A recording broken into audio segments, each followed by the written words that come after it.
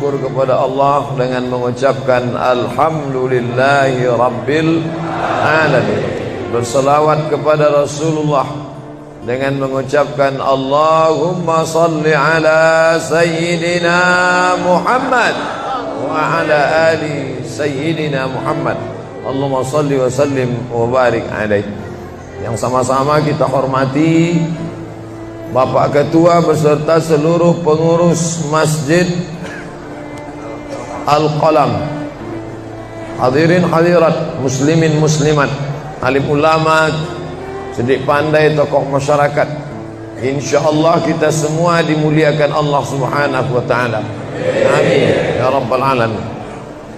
Judul kita subuh ini sebagaimana tertulis, untuk apa kita hidup. Itulah agaknya yang dibicarakan ibu-ibu di atas sampai ribut betul. Untuk apa kita ini hidup? Pertanyaan ini tidak bisa dijawab oleh akal manusia. Makanya Sokrates, seorang filosof dulu Yunani, berkata, untuk menjawab mengapa kita hidup, perlu hidup 500 tahun lamanya. Tak cukup umur berpikir untuk apa kita hidup. Sampai akhirnya karena tidak sanggup akal itu menjawab, maka diutuslah Nabi Muhammad sallallahu alaihi wasallam. Mata saya hanya bisa melihat apa yang ada dalam masjid ini saja. Saya tak tahu berapa banyak jamaah di luar. Maka karena mata ini terbatas, saya ini manusia yang lemah. Telinga juga hanya bisa mendengar apa yang dibicarakan sekeliling dan atas saja. Apa yang dibicarakan orang di luar sana saya tak tahu. Maka saya manusia yang lemah. Akal juga begitu, tidak bisa menangkap saya ini habis mati nanti mau kemana. Maka saya manusia lemah. Allah Maha tahu, maka dia kirimlah salah satu makhluknya ingin menjelaskan kau untuk apa, sedang di mana dan akan kemana. Dan makhluk itu bernama Nabi Muhammad sallallahu alaihi wasallam. Untuk apa hidup? Langsung dijawab, wa ma khalaqtul jinna wal insa illa liya'budun. Tidak ada makhluk yang kuciptakan, baik jin maupun manusia, kecuali untuk beribadah. Cara beribadahnya bagaimana?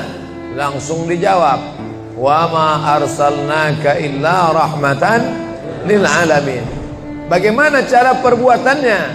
Langsung dijawab, laqad kana lakum fi rasulillahi uswatun hasanah. Maka Al-Quran itu menjawab pertanyaan-pertanyaan. Yas'alunaka 'anil mahid, mereka bertanya kepadamu tentang perempuan haid. Qul huwa adza, katakan itu kotor, tidak baik.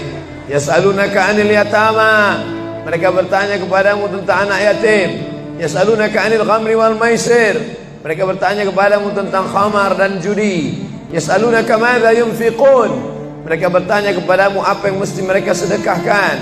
Yas'alunaka 'anil ruh, mereka bertanya kepadamu tentang ruh.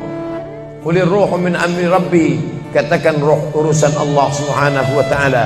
Wa ma utitum minal ilmi illa qalila, tidaklah kamu diberi pengetahuan tentang itu melainkan hanya sedikit saja. Jadi Al-Quran menjawab berbagai pertanyaan yang tak dapat dijawab oleh survei, tak dapat dijawab oleh lembaga penelitian riset. Dia menjawab apa yang tak bisa dijawab akal manusia. Pepatah Melayu berkata, kalau galah panjang sejengkal, jangan laut hendak diduga. Galah artinya bambu. Orang kalau naik rakit bambu mesti ditanamkan ke dalam sungai. Kalau panjangnya cuma sejengkal, jangan laut hendak diduga. Itulah orang yang terlalu memaksakan akalnya, akhirnya ngomong sendiri dan senyum sendiri. Akhir puncak daripada akal adalah ngomong sendiri, senyum sendiri. Angkot lewat pun dia senyum. Na'udzubillah.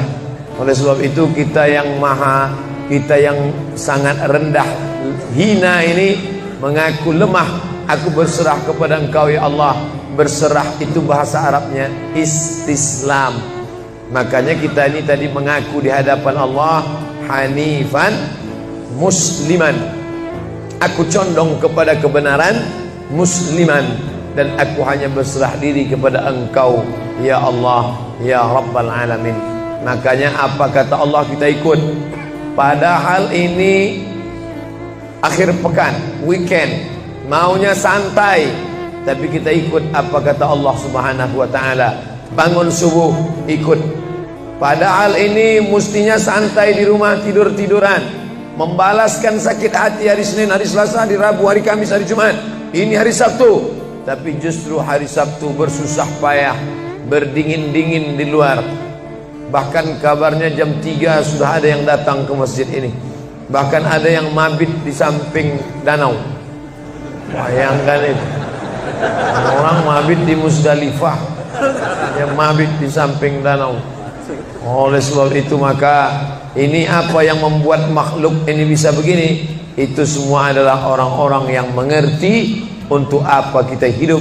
Karena hidup adalah untuk beribadah. Bangun tadi dari tidur langsung beribadah. Buka mata, ibadah pertama adalah zikir. Alhamdulillahilladzi ahyana ba'dama amatana wa ilaihin nusyur. Masuk kamar mandi, tempat najis, kotor, bau, kotoran, tempat setan, tapi tetap menjadi ibadah. Dalam WC-nya pun ibadah. Dia masuk lagi ke kiri, dia katakan Allahumma inni a'udzubika minal khubusi wal khaba'is. Keluar dari kamar mandi itu ibadah juga. Dia langkah kaki kanan, dia katakan ghufranaka, ghufranaka, maafkan aku ya Allah. Mengapa dia minta maaf keluar dari WC? Karena selama di WC dia tidak menyebut Allah. Lidah yang diciptakan untuk beribadah, selama di dalam tidak beribadah, maka ibadah di dalam WC hanya hatinya saja berzikir.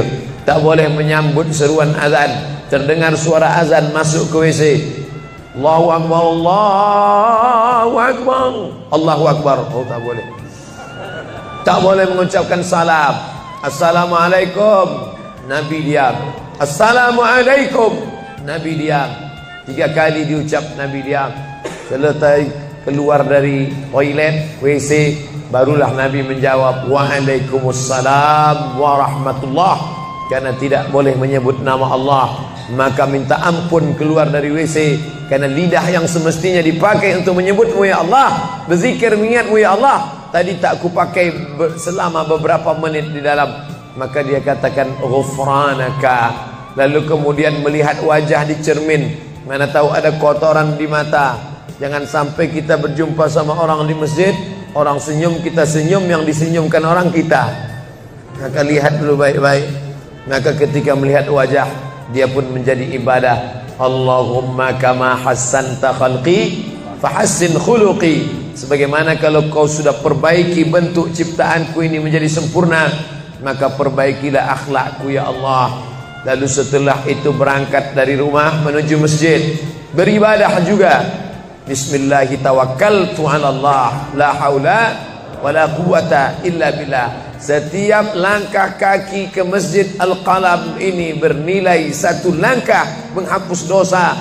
Langkah kedua mengangkat derajat. Langkah ketiga menghapus dosa. Langkah keempat mengangkat derajat. Tidak tanggung-tanggung, derajatnya diangkat Allah. Siapa yang duluan datang langsung dapat di depan. Tapi ada orang terlambat tetap tinggi juga derajatnya. Mana dia? Ini yang di atas. Siapa bilang perempuan direndahkan, dihinakan? Perempuan dimuliakan. Mana contoh perempuan dimuliakan? Kalau mau tahu, datanglah ke Masjid Al-Qalam. Perempuan dimuliakan. Bapak Ibu yang dimuliakan Allah, masuk ke dalam masjid, langkah kaki kanan, Allahumma inni as'aluka min fadlik. Itu doa nanti keluar. Tapi ketika akan masuk, apa doanya? Allahumma ya Allah, iftahli, bukakan untukku abwaaba rahmatik, pintu rahmatmu, bernilai ibadah. Duduk berzikir, jangan ngobrol, jangan cerita. Foto Pak Ustaz, sikit-sikit boleh. Lalu kemudian selama itu tertulis tadi di atas, Itulah hebatnya masuk ke Masjid Al-Qalam, tidak hanya mendengar ceramah dapat pengajian. Ketika saya masuk tadi, dengar suara azan, ada tulisan hadis riwayat Al-Bukhari. Siapa yang mendengar seruan azan lalu menyambut seperti bunyi yang diucapkan muazzin, kecuali pada hayya 'alas shalah, hayya 'alal falah, dia baca la haula wala quwata illa billah, ditutup dengan doa wasilah. Allahumma rabb hadhihi ad-da'wati tammah wassalatil qa'imah, dimintakan untuk Nabi Muhammad, ati sayyidina Muhammadanil wasilah wal fadilah wasyarafa wad darajatal aliyatar rafi'ah. Yang kelima, wa ba'athallahumma maqaman mahmuda alladhi wa'adtah innaka la tukhliful mi'ad. Maka kata Nabi, halat laku syafaati yaumal qiyamah, layaklah dia mendapat syafaatku hari kiamat. Makanya selama duduk di depan tadi, tak ada satupun yang ngobrol, semuanya menyambut seruan azan. Allahu Akbar, Allahu Akbar, Allahu Akbar, Allahu Akbar. Ada kawan sebelah ngajak ngobrol, gimana bro program mancing kita? Allahu Akbar, Allahu Akbar. Nah, cerita tak tentu arah. Ini kita sedang beribadah kepada Allah Subhanahu wa ta'ala. Lalu kemudian selesai azan, salat sunat yang balasan pahalanya khairum minad dunya wa ma fiha, lebih baik daripada dunia dan seisinya. Apa itu? Qabliyah subuh. Sampai-sampai andai terlambat qabliyah subuh, tetap boleh dilaksanakan setelah subuh. Habis salat subuh barulah dilaksanakan qabliyah subuh. Tapi kalau sudah sama-sama ngaji, tapi kalau nanti pulang kampung, justru sekarang orang di kota ngaji, di kampung tidak ngaji. Zaman dulu di kampung ngaji, di kota tidak ngaji. Sekarang dunia sudah mau kiamat. Di kampung orang ngaji, di kampung orang tidak ngaji. Kenapa? Parabola masuk desa. Oleh sebab itu, maka kalau di kampung itu tidak ada pengajian, mereka tidak tahu bahwa qabliyah subuh diganti setelah subuh. Nanti pas mau bulan puasa pulang kampung, jangan qabliyah subuh setelah subuh. Karena nanti begitu mereka lihat, loh apa tuh? Sejak tinggal di Bekasi ikut aliran sesat. Dan dia tidak tahu bahwa sholat qabliyah subuh itu jangan sampai tinggal. Andai tertinggal, tetap dilaksanakan setelah sholat subuh. Ayatnya diatur. Ayat pertama, qul ya ayyuhal kafirun. Ayat yang kedua, qul huwallahu ahad, Allahu samad, lam yalid wa lam yulad wa lam yakul lahu kufuwan ahad. Andai masuk ke dalam masjid, kebetulan jamnya langsung nampak kelihatan, iqamat tinggal 2 menit lagi, iqamat 2 menit, tak mungkin sholat 4 rakaat. Pilihannya tahiyatul masjid atau qabliyah, qabliyah atau tahiyatul masjid. Kalau melaksanakan tahiyatul masjid tidak dapat qabliyah, tapi kalau melaksanakan qabliyah automatically dapat tahiyatul masjid. Oleh sebab itu, andai terlambat, waktu tinggal 2 menit, maka laksanakanlah qabliyah subuh. Tapi jangan gara-gara ini terlambat terus. Yang paling afdal cepat datang. Apa kata jamaah? Yang lambat kan ustaz, kami cepat datang. Bapak ibu yang dimuliakan Allah Subhanahu wa ta'ala, selesai itu salat subuh. Kalau qabliyahnya lebih baik daripada dunia dan seisinya, apalagi salat subuhnya. Begitulah. Kalau qabliyahnya saja yang pendek ayatnya lebih baik daripada dunia dan seisinya, apalagi solat subuhnya. Lalu pahala solat subuh itu apa? Tak ada yang tahu. Makanya kata Nabi, lau ya'lamuna ma fil atamati was subhi, andai mereka tahu pahala solat subuh berjamaah, la atauhuma habwan, mereka akan datang ke Masjid Al-Qalam walaupun merangkak. Habwan, lumpuh, sakit kakinya, dia akan datang. Kursi roda tak ada, yang mendorong tak ada, datang dia ke masjid ini walaupun merangkak. Kenapa mereka tidak datang? Karena mereka tidak tahu. Kenapa mereka tidak tahu? Karena mereka memang tidak cari tahu dan tak mau tahu.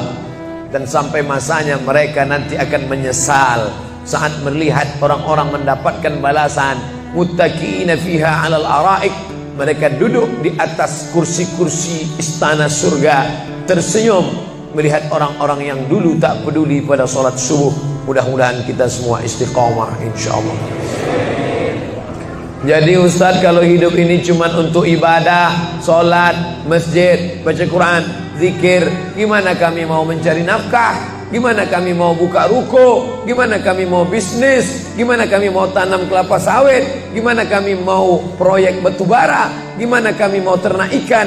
Ini mesti dipahami bahwa ibadah itu dibagi dua. Satu namanya ibadah mahdhah, pure, original, murni, tidak bercampur dengan apa-apa. Yang satu lagi tidak ibadah tapi bernilai. Nah, ini mesti dipahami. Bapak yang masuk kantor dari jam 8 pagi sampai jam 4 sore itu ibadah. Karena kalau itu tidak ibadah, habislah waktu kita. Makanya yang bekerja niatkan ibadah. Sehingga kalau istrinya nanya, "Mas kok lama pulang?" Ibadah nih, Mas. Tapi jangan gara-gara ini di kantor itu ibadah, lalu ketika azan di masjid kantor berkumandang, hayya 'alas shalah, dia terus ngetik, "Mas, ayo ke masjid." Enggak, ini pun juga ibadah. Kau ibadah aja ke sana, aku ibadah di sini. Itu juga enggak benar. Karena ibadah itu dibagi dua. Satu yang murni, pure, tidak bercampur dengan apapun, namanya ibadah mahdhah. Salat, baca Quran, zikir, iktikaf. Tapi ada satu lagi tidak ibadah, tapi kalau diniatkan dia bernilai ibadah. Termasuk ibu-ibu yang hamil 9 bulan 10 hari itu ibadah. Kalaulah 9 bulan 10 hari itu tidak ibadah, betapa tidak adilnya Allah. Masa kita yang duduk-duduk di masjid dapat pahala ibadah, dia yang muntahnya, yang ngidapnya tak dapat ibadah. Tadi malam begitu sampai di airport langsung SMS masuk, "Ustadz, keluar dari pintu berapa? Ini ada perempuan ngidam mau ketemu." Saya keluar dari pintu 4, kami sudah standby di pintu 4. Lantai berapa? Lantai paling atas. Oke, sampai di sana lihat perempuan tidak pakai jilbab, pakai celana jeans. Saya udah mau marah. Ini kenapa? Mohon maaf Pak Ustaz, non muslim. Astagfirullah. Rupanya non muslim hamil ngidam mau jumpa Ustaz Somad. Mudah-mudahan anaknya jadi anak solih. Biasa. Allahu Akbar. Bernilai ibadah. Lalu yang dapat pahala dari itu siapa? Dari mana ibu-ibu hamil muda itu tahu saya? Kenal saya di mana? Padahal dia dari Jawa, saya dari Sumatera. Ternyata ada orang beribadah yang tidak kita sangka ibadah. Tidak ada rukun, tidak ada syarat, tidak ada wajib, tidak ada sunat, tidak ada makruh, tidak ada mubah. Apa ibadahnya? Ya ini, merekam ceramah ini. Merekam ceramah ini ibadah. Memoto itu ibadah. Bayangkan resiko tukang foto. Saya sampai sekarang tukang foto itu resikonya nanti setelah tua matanya gini.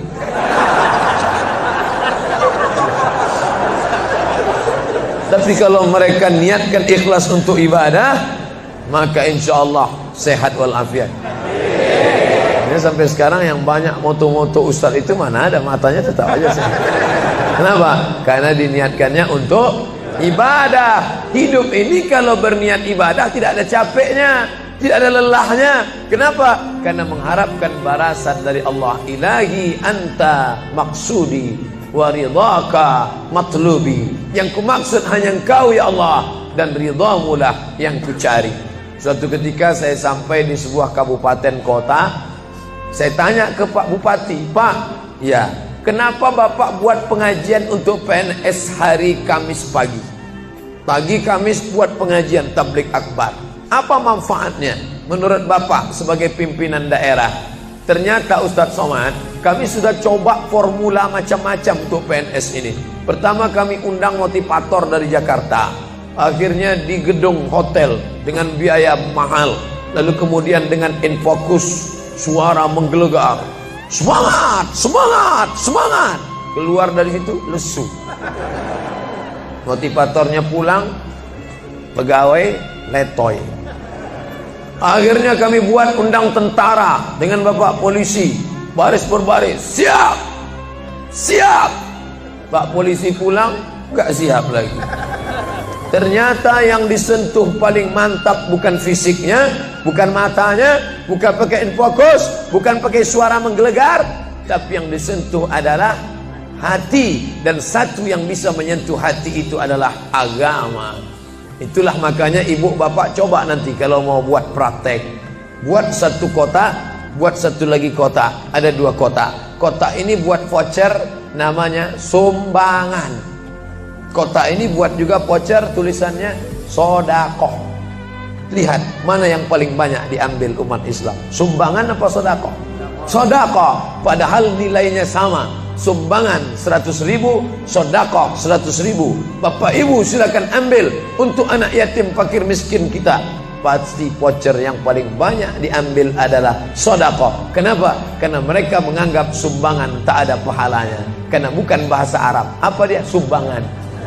Enggak ada dalam Quran. Ya ayyuhalladzina amanu, sumbangan.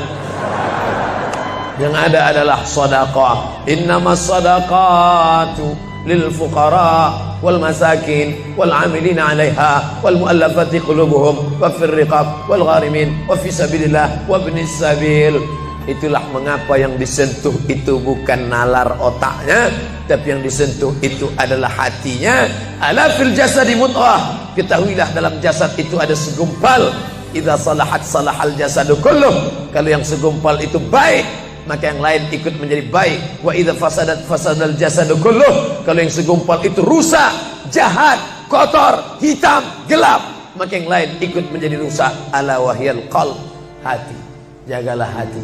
Itu yang selalu dipesankan Ustadz kita Agib, jagalah hati, jangan kau terserah.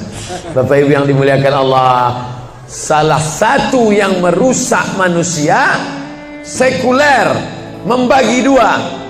Di masjid ibadah, di kantor tidak ibadah, fatal. Di masjid dianggap ibadah. Jangan heran kalau ada orang di masjid khusyuk, takut nengok ke atas, melihat hanya tempat sujud saja. Allahu Akbar, tidak mau lihat ke atas. Kenapa? Dia khusyuk. Tapi di kantor dia lebih setan daripada setan. Kenapa? Berasal dari pemahaman yang salah, karena dia sudah bagi dua.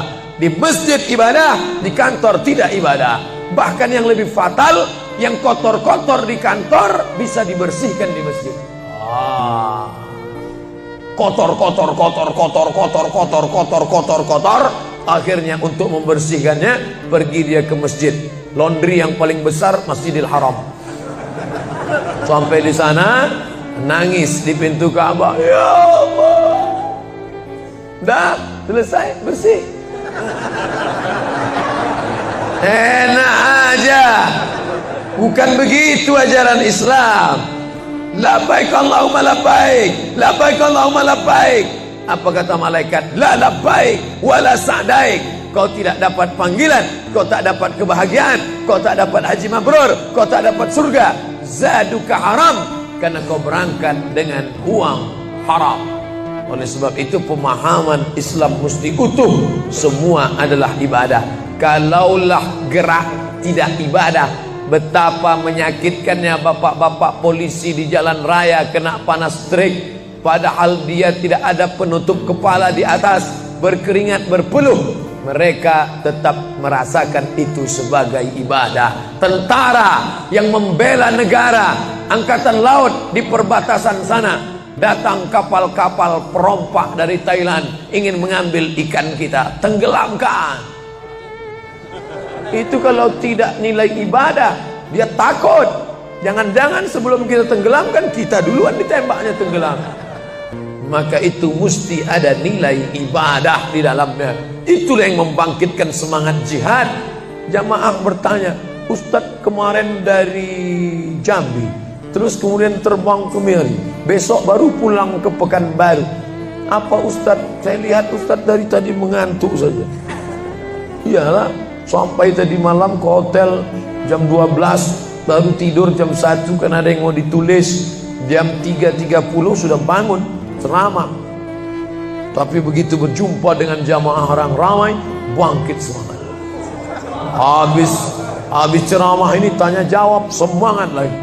Habis itu baru lesu. Dan tidurnya itu pun ibadah. Bayangkan, tidurnya itu ibadah. Itulah mengapa banyak orang pengajian sambil oh, ustadz menyindir ya? Tidak. Saya termasuk ustadz yang tidak pandai menyindir. Saya termasuk ustadz kalau dipesan request untuk menyindir, saya tidak pandai. Kenapa? Karena saya pernah menyindir orang. Ustadz, tolong ustadz sindirkan, ini ada jamaah yang sudah sedekah tapi mengambil uangnya kembali. Siapa yang bersedekah mengambil uangnya kembali, kal kalbil ladzi ya'udu ila qaihi, sama seperti anjing yang menjilat muntahnya kembali. Selesai pengajian, mohon maaf Pak Ustaz, yang disindir nggak datang. Oleh sebab itu tak ada gunanya sindir menyindir. Kalau mau to the point, mana orangnya face to face, langsung saja tembak 12 pas, gol. Bapak Ibu yang dimuliakan Allah, maka mesti dipahami dengan benar. Di Masjidil Haram ibadah, di rumah pun kau ibadah.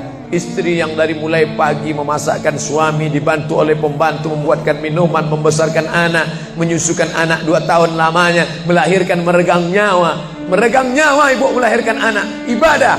Makanya kalau dia meninggal dunia saat melahirkan, matinya mati syahid. Saking senangnya suaminya mendapatkan seorang istri yang syahid, tak menangis dia.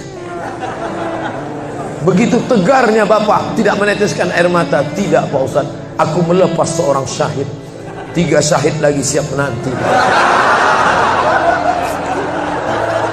Peace, damai. Biasanya ibu kalau bawa cerita ini, kalau gini pulang aja lah kita ya. Nah, bercanda. Serius sekali. Nah, tapi yang saya katakan tadi itu semuanya ibadah badan. Melangkah dari rumah, ibadah badan. Membukakan mata, ibadah badan. Mendengar ceramah, ibadah badan. Membaca Quran, ibadah badan. Berzikir, likulli sulama minkum sadaqah. Setiap tulang-tulang sendi ada sedekahnya. Subhanallah, subhanallah, subhanallah, subhanallah, subhanallah, subhanallah. Itu ibadah badan. Tapi ada bukan ibadah badan. Apa dia? Itulah yang 7 macam.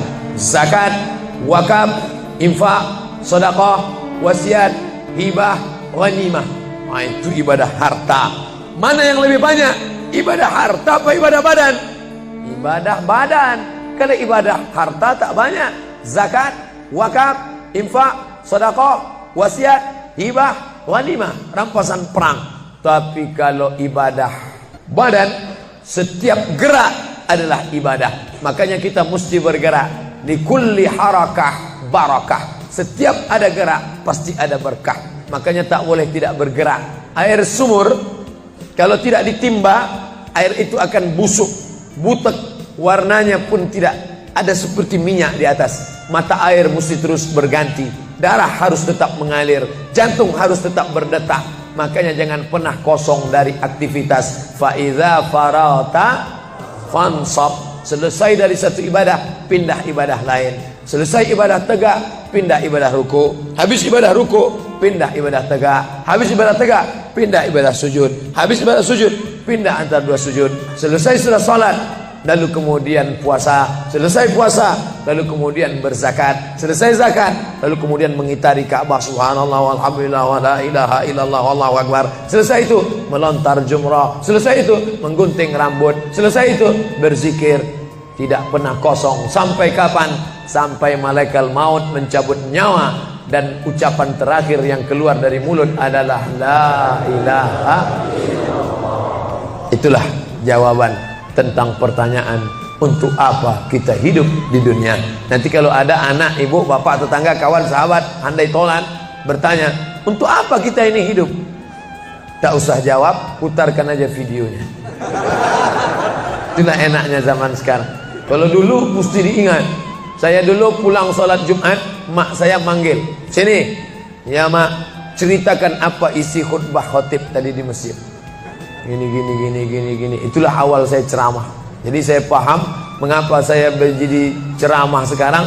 Dan saya tidak pernah merasa menceramahi bapak ibu. Saya tidak pernah merasa mengguru-gurui. Saya hanya seperti seorang anak sedang bercerita pada ibunya saja. Tadi mak, kata khotib itu begini.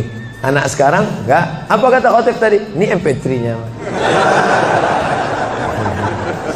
Bapak Ibu yang dimuliakan Allah Subhanahu wa taala, ibu yang mendidik anak-anak ibu, ibadahnya luar biasa. Itulah mengapa ibu lebih tinggi derajatnya daripada laki-laki.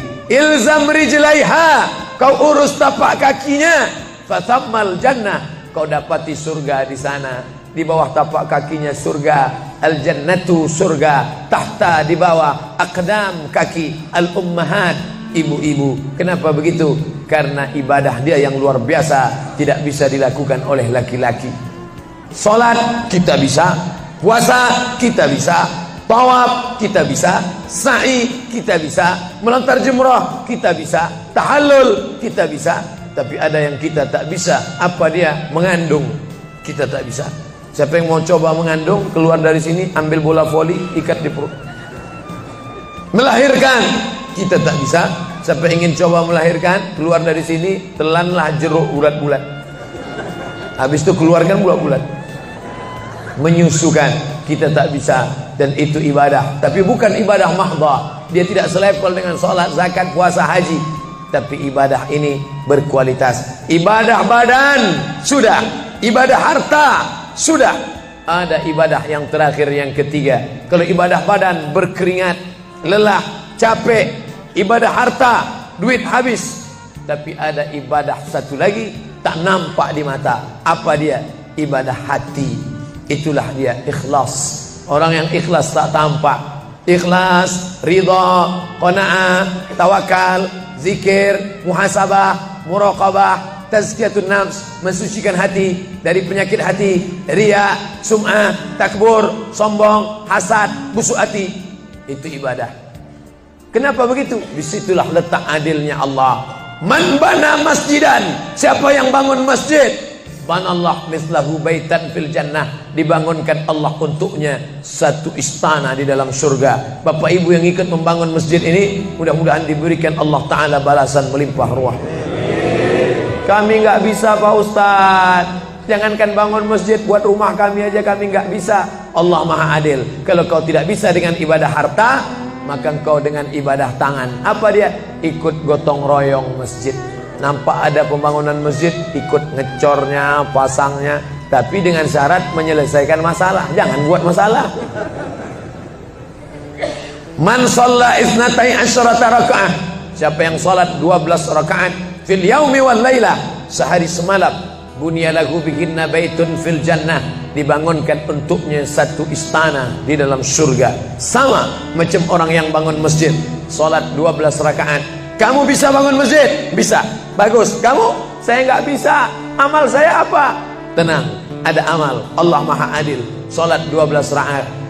2 rakaat sebelum subuh, 4 rakaat sebelum zuhur, 2 rakaat setelah zuhur, 2 rakaat setelah maghrib, 2 rakaat setelah isya. 12 rakaat. Saya nggak bisa Pak Ustaz, sedang terbaring di rumah sakit, kaki sakit, kepala sakit, hati sakit, jantung sakit. Stop, jangan lanjutkan. Aku tak sampai hati mendengar penderitaan. Jadi amal saya apa Pak Ustaz? Ada satu amalmu. Apa dia? Ridha, menerima takdir Allah Subhanahu wa ta'ala. Sakit Pak? Tidak. Kenapa? Sakitku hilangkan hatiku ridha. Man lam yasbir bi balai, siapa yang tak sabar dengan bala ujianku, walam yarda bi qada'i, yang tak ridha dengan takdirku, falyatlub rabban siwaya, carilah Tuhan selain aku. Kau sabar, kau ridha menerima itu. Apa balasannya? Lebih hebat daripada balasan orang yang bangun masjid, lebih besar daripada balasan 12 rakaat salat. Innama yuwaffas sabiruna ajrahum bighairi hisab. Orang yang sabar itu balasannya bighairi hisab, tak dapat dihitung, tak dapat dikira, unlimited. Begitulah Allah Maha Adil. Untuk apa kita hidup? Hidup untuk beribadah. Ibadah apa yang kita lakukan? Ibadah badan, ibadah harta, ibadah hati. Yang sudah melaksanakan tiga-tiganya, alhamdulillah. Yang baru melaksanakan satu, tambah. Yang satu pun belum, innalillah. Masjid ini besar. Kadang kita bangga masjid besar, rupanya APBN, anggaran pendapatan belanja negara. Bangga kita masjid megah, rupanya APBD, anggaran pendapatan belanja daerah. patutlah masjidnya di tengah hutan, karena di situ tanah yang murah. Akhirnya pemukiman masyarakat jauh, masjid di tengah jalan, masjid di tengah perjalanan luar kota, jauh dari pemukiman masyarakat. Masuk kita ke dalam, tai kambing yang ada di dalam. Tapi masjid ini megah, mewah, 2 lantai, lengkap dengan kubah yang besar. Ini swadaya masyarakat. Saya tahu ini dari mana? Jamaahnya cerita. Kalau tidak, mana saya tahu. Ini masjid ini asli swadaya Pak Ustaz. Lama membangunnya Pak? Enggak lama, sebentar saja. Sebentar saja, sekejap langsung terkumpul 7,6 miliar uang. 7,6 M. Itu kalau dibelikan cendol berenang gitu. Bayangkan itu. Bisa terkumpul masyarakat. Padahal ibadah yang paling berat, ibadah harta ini. Banyak orang kalau diajak iktikaf, banyak. Ayo kita iktikaf, ramai. Ayo kita zikir ke Az-Zikra, ramai. Jangan lupa besok zikir ke Az-Zikra hari Ahad pertama, sekaligus acara live Damai Indonesiaku TV One bersama Ustadz Abdul Somad LC. Tapi ada ibadah yang berat. Apa dia? Ibadah harta. Banyak orang ketika diajak muhasabah zikir malam, ya Allah, banyak dosa kami ya Allah, tapi dia susah menangis, meneteskan air mata. Tapi begitu lewat kota infak, memang menangis. Tak sampai hati melihat Bung Karno keluar dari dompet. Lewat kotak sodako infak, lama membuka dompet mencari patimuran. Nauzubillah. Mudah-mudahan kita tak termasuk golongan yang bakhil ini. Kenapa? Karena setan selalu asyaitan, setan ya'idukumul faqra, membisikkan kepakiran. Jangan beri, jangan beri, jangan beri, nanti kau susah, nanti anak kau tak makan, nanti kau dikeluarkan kerja, kau makan apa, nanti kau mau beli rumah, nanti kau mau beli tanah, nanti kau mau beli mobil, nanti kau mau beli cincin, nanti kau mau beli kamera, nanti kau mau ganti HP, uangmu tak ada. Setan selalu berbisik-bisik. Lawan setan itu. Qul a'udzu birabbin nas, malikin nas, ilahin nas, min syarril waswasil khannas, alladzi yuwaswisu fi sudurin nas, minal jinnati wan nas. Hanya saja kalau yang berbisik itu setan, kita baca ayat kursi, insya Allah dia kabur. Ini yang berbisik ini kawan kita. Kita bacakan ayat kursi, hafal pula dia dari kita lagi. Tapi tak apa-apa, tetap aja bacakan. Allahu la ilaha illa huwal hayyul qayyum, la ta'khudhuhu sinatun wa la naum. Hembuskan ke wajahnya. Bapak Ibu yang dimuliakan Allah, setelah ibadah 3 ini kita lakukan, ibadah badan sudah, sholat subuh sampai melimpah ruah ke belakang. Saya dengar suara hati tadi, lapor, tenda sudah penuh, sudah melimpah ke jalan. Masya Allah. Ibadah harta sudah 7,6 M. Ibadah hati sudah, sabar, ridha, qanaah, tawakal. Tapi jangan lupa, datang merusak yang 3 ini, perkelahian, merusak ukhuwah Islamiyah. Masjid yang besar, kalau sudah kelahi di dalamnya, tinggal kelahi, tak lagi ada persatuan. Masuk masjid bukan baca doa pintu masuk masjid, malah masuk masjid ngelihat kira-kira dia di mana ya. Oh dia di sana, gua di sini lah.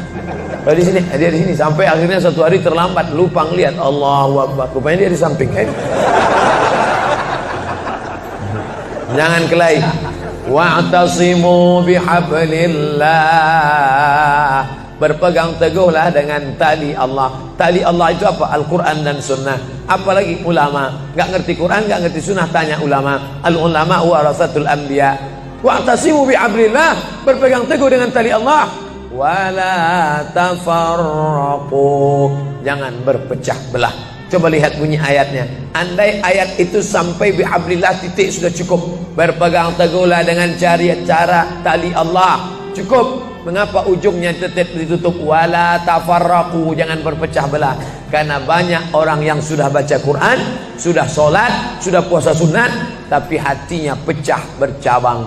Galah patah boleh disambung, kaca retak boleh direkat, hati rusak kemana obat akan dicari.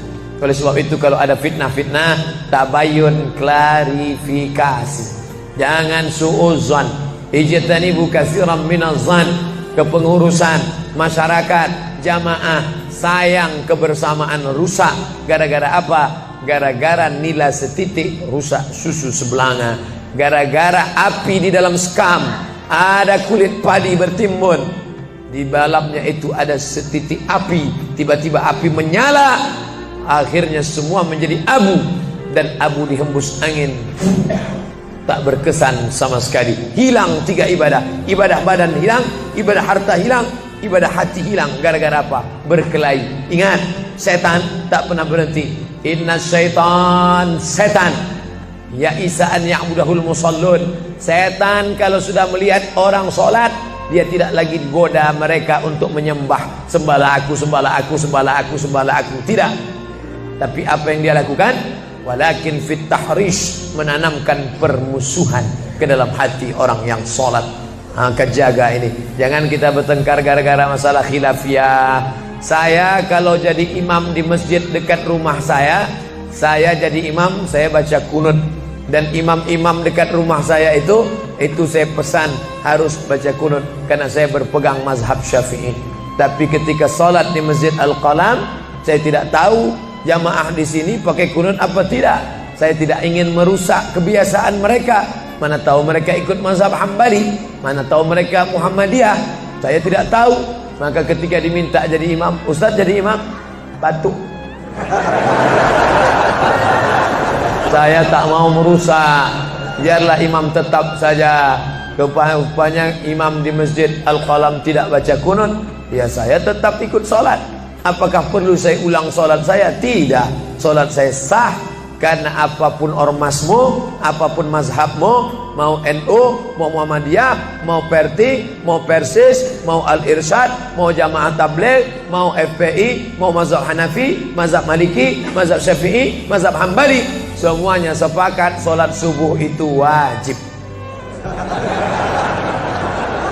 Jadi yang wajib aja kita laksanakan. Adapun perbedaan teknisnya, yang satu pakai usolli, yang satu nggak pakai usolli, yang satu ngangkat tangannya ke telinga, yang satu ngangkat tangannya ke bahu, yang satu bismillahnya jahar, yang satu bismillahnya sir, yang satu ayatnya panjang, yang satu ayatnya pendek, yang satu pas mau turun sujud tangan duluan, yang satu lutut duluan, yang satu duduknya tapak kakinya duduk di tapak kaki kiri, yang satu duduknya langsung pantatnya ke lantai, yang satu telunjuknya ngangkat sekali, yang satu berkali-kali.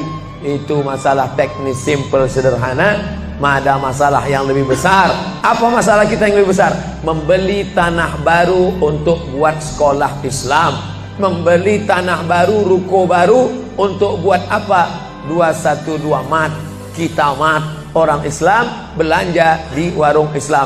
Alangkah indahnya, selesai acara sholat subuh bersama, pengajian bersama, selesai itu belanja beras minyak goreng bersama. Serbu, sehingga bangkitlah ekonomi umat. Berapa pegawai bisa ditampung bekerja? Langsung membeli beras ke tempat-tempat tanaman masyarakat, sehingga mereka tidak menjadi korban rentenir.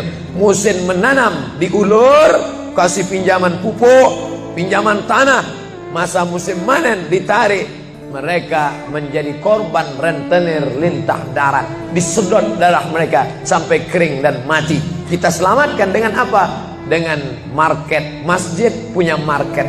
Saya beberapa kali meresmikan market punya masjid di Masjid Raya Batam, Masjid Agung Batam. Itu di bawahnya ada super mini market untuk jamaah. Kemarin pulang dari Pulau Bintan, itu juga meresmikan di Dumai.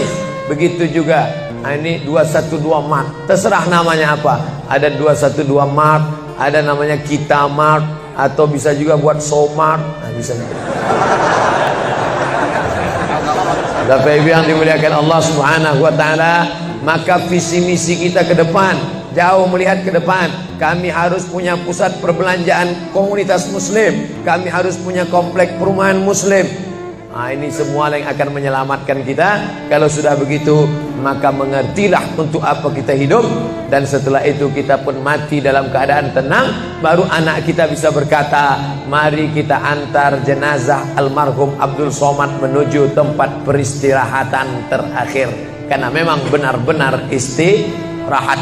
Tapi berapa banyak orang tidak istirahat, karena amal badan tak ada, amal harta tak ada, amal hati tak ada. Tak pernah memikirkan masjid, tak pernah memikirkan umat, tak pernah memikirkan belanja umat, tak pernah memikirkan pendidikan anak-anak umat.